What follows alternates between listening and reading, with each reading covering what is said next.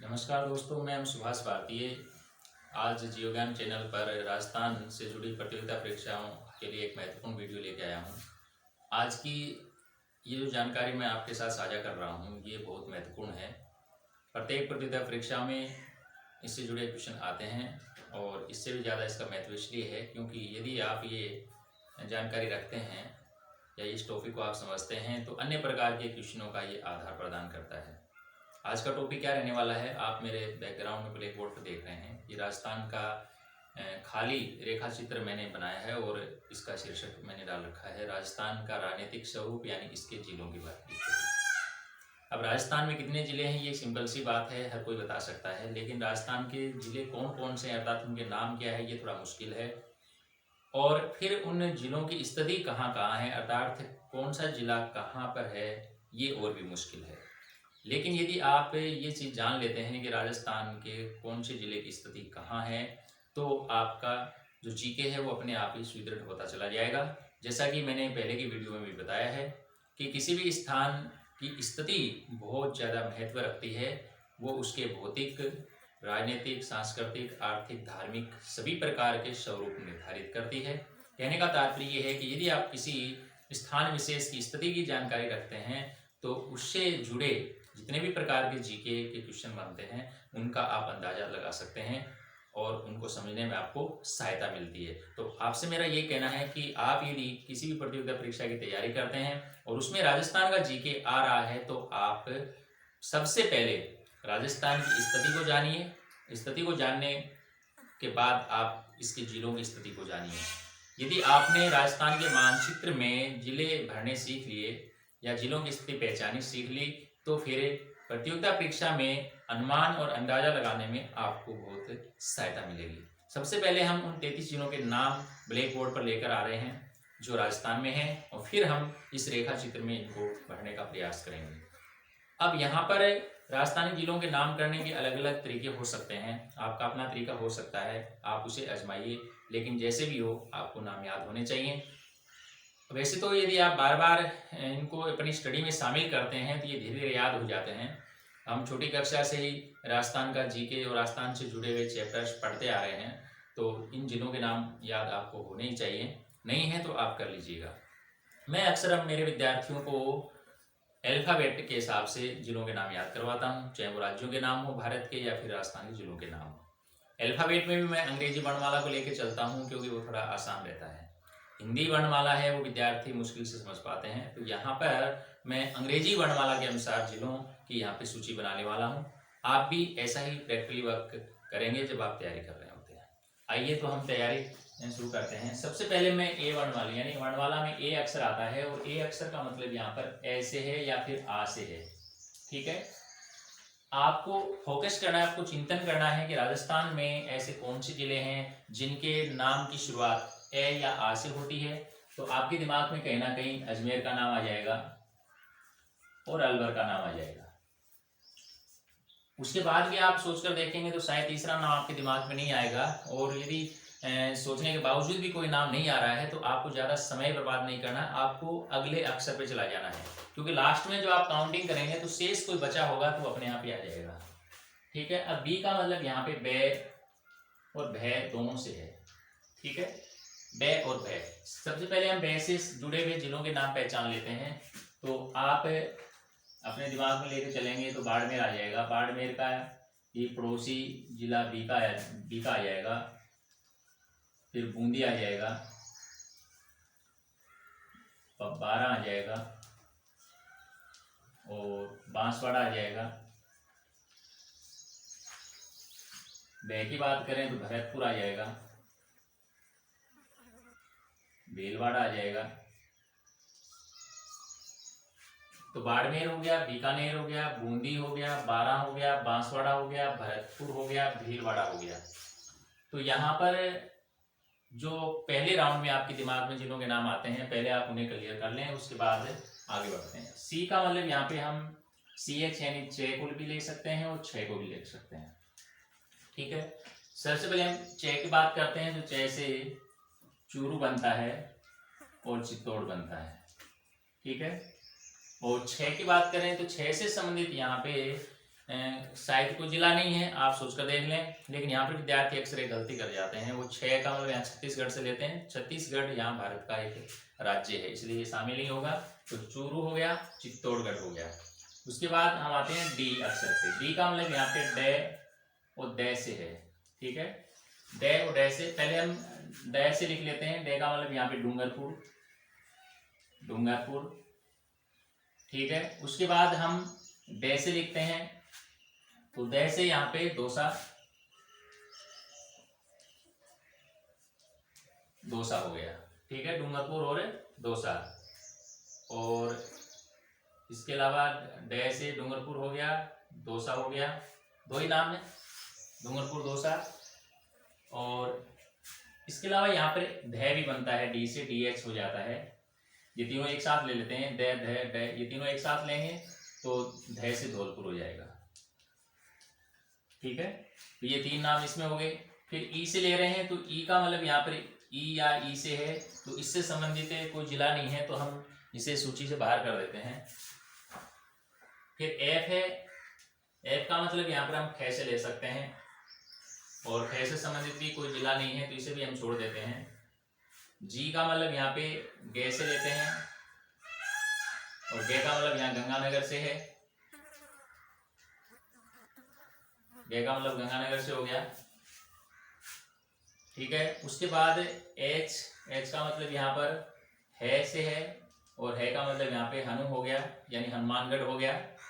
आई और ई की स्थिति एक जैसी है, इसलिए हम यहाँ पर इसको छोड़ देते हैं। जे का मतलब यहाँ पे जय और झय से है, तो यहाँ पर इन दोनों से संबंधित जिलों के नाम हम लिखने वाले हैं। जे का मतलब जयपुर, जो राजस्थान की राजधानी है, जयपुर, जोधपुर, जैसल, जालौर, जयपुर, जोधपुर, जैसल, जालौर। और झे का मतलब यहाँ पर झाला, यानी झालावाड़ हो गया, ठीक है। उसके बाद जे के की बात करते हैं। के का मतलब यहाँ पर हम कैसे ले रहे हैं और खे से ले रहे हैं, ठीक है। के का मतलब यहाँ पर करौली, करौली हो गया, ठीक है। उसके बाद एल, एल का मतलब ले से ले रहे हैं, और ले से अपने किसी भी जिले का नाम नहीं बनता है, तो इसे हम छोड़ देते हैं। उसके बाद एम, एम का मतलब मैं से है, तो मैं से संबंधित जो जिले हैं उन्हें हम पहचानते हैं। मैं का नाम कोई आता है या नहीं आता है। यहाँ पर एक चीज और देखिए, यहाँ पे हमने जय के साथ झय शामिल किया है, तो झालावाड़ के साथ झुंझुनू भी आएगा, झुंझुनू, ठीक है। इस प्रकार यदि कोई नाम छूट जाता है तो आप पुनः लिख लें। एम से संबंधित नहीं है, एन से संबंधित मतलब ने से है, ने का मतलब यहाँ हम ले रहे हैं नागौर, ने का मतलब नागौर हो गया, ठीक है। फिर आते हैं हम एम एन ओ, ओ का मतलब ओ से है, तो ओ से संबंधित कोई जिला नहीं है, तो इसे हम छोड़ देते हैं। पी, पी का मतलब पे, यहाँ पी एच का फे भी बनता है, लेकिन फे का हमने यहाँ पे एफ पे ले लिया था, इसलिए यहाँ पे अपन केवल पे ही लेते हैं। और पे से यहाँ पे प्रतापगढ़ बनता है, पाली बनता है, प्रतापगढ़ हो गया, पाली हो गया, ठीक है। उसके बाद हम आगे बढ़ते हैं। क्यू, क्यू से संबंधित कोई अक्षर नहीं मिलेगा आपको। आर, आर का मतलब यहाँ ऐसे है, और रे का मतलब यहाँ पर राजसमंद हो गया,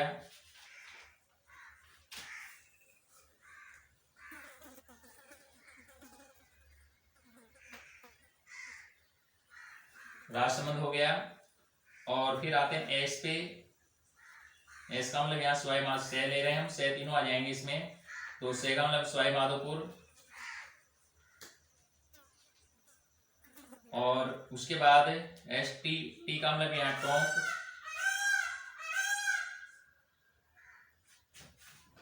फिर यू, यू का मतलब उदयपुर।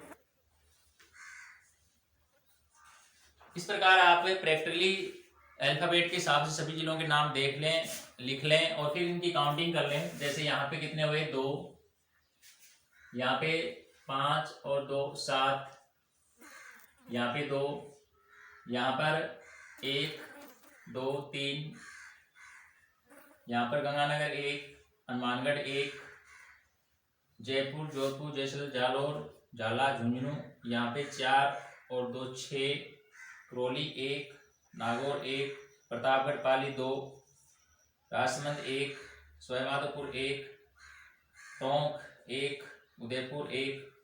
एक बार काउंटिंग करके देखते हैं पूरे हुए या नहीं है। यहाँ पे 7 और 2 9, 2 11, 3 14, 15 16, 16 और 6 22, 22 23 24, 24 2 26 और 26 और 4 30। यानी अभी इसमें हमारे 3 नाम हैं वो शेष रह गए हैं, तो वो हम देखते हैं कहाँ हमने छोड़े हैं। तो यहाँ पे देखिए शय से हमने एक ही नाम लिखा है, जबकि इसमें एक नाम जो छूटा है वो छूटा सिरोही, एक नाम सिरोही हमारा छूट गया। इसके अलावा एक नाम इसमें छूटा है सीकर। तो यहाँ पर शय से संबंधित 2 नाम हमारे छूट रहे थे, तो वो हमने शामिल कर लिए। सवाईमाधोपुर हो गया, सिरोही हो गया, सीकर हो गया। तो शय से संबंधित यहाँ पे 3 थे, मैं अपडेट कर देता हूँ, ये 3 हो गया, यानी 2 बढ़ गए। अब हमारे टोटल नाम हो गए 32। अब हमें देखना है कि एक नाम और कौन सा छूट रहा है। यहाँ पर करौली, करौली के साथ यहाँ पे 2 नाम आते हैं, करौली और कोटा, ये भी मैं अपडेट कर देता हूँ। ये यहाँ पे 2 हो गया। अब आप काउंटिंग करेंगे तो ये 33 पूरे हो गए होंगे।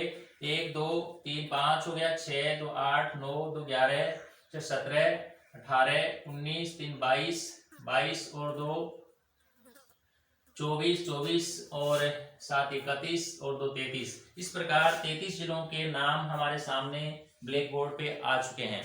अब हमें करना क्या है, इस खाली रेखा चित्र में, इसको हम रेखा चित्र ही कहेंगे फिलहाल, मानचित्र नहीं कहूंगा मैं, क्योंकि मानचित्र को माप तोल के बनाया जाता है, मापने के आधार पर बनाया जाता है, जबकि मैंने इसे बिना मापे तोले बनाया है। एक चीज ये भी मैं आपको बता दूं कि आप भी इस प्रकार इसको बनाने का प्रयास जरूर करें, क्योंकि जब आप 1-2 बार बनाएंगे तो राजस्थान की तस्वीर आपके दिमाग में रहेगी, और जब भी कोई जीके का क्वेश्चन आप हल करेंगे तो वो जगह आपको रूबरू दिखाई देगी। जैसे आप ये जानते हैं कि डूंगरपुर कहाँ है, तो डूंगरपुर से जुड़ा यदि कोई क्वेश्चन आएगा तो राजस्थान के नक्शे में डूंगरपुर दिखेगा आपको, और फिर आप उससे संबंधित क्वेश्चन आसानी से हल कर पाते हैं। तो अब हम इनको इसमें भरते हैं। तो इनको भरने के अलग अलग तरीके हो सकते हैं, लेकिन यदि आप जीके को लेकर चलते हैं साथ में तो ये इजी हो जाएगा और डबल काम होंगे। सामान्य ज्ञान तो याद होगा, साथ में इसको भरना भी आप सीख जाएंगे। तो इसका कोई भी तरीका आप एक ले लीजिए जो आपको अच्छा लगे। जैसे मैं तरीका यहाँ पे लेके चल रहा हूँ, वो इसके बॉर्डर लाइन को लेके चल रहा हूँ मैं।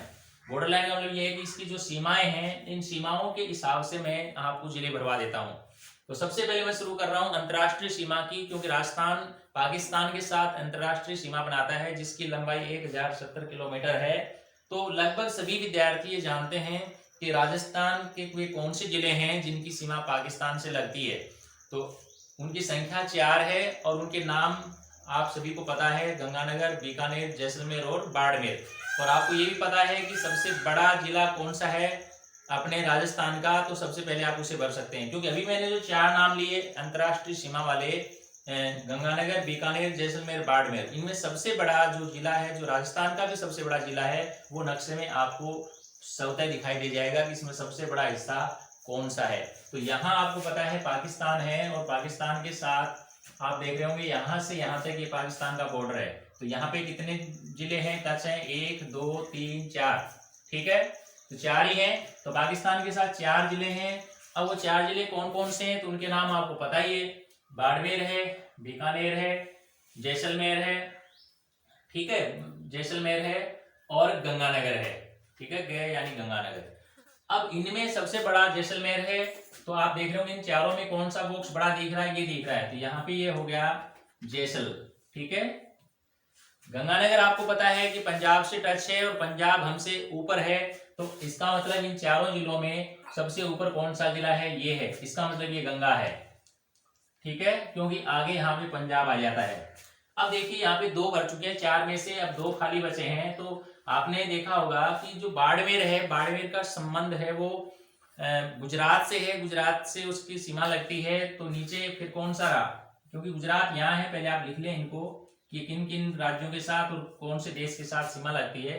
तो यहाँ पर ये गुजरात है, यहाँ पाकिस्तान है, यहाँ पंजाब है, यहाँ पर हरियाणा है, और यहाँ पर यूपी है, यहाँ एमपी, ठीक है। तो ये हमने पढ़ लिए, एक देश है, 5 राज्य हैं जिनके साथ राजस्थान की सीमाएं लगती हैं।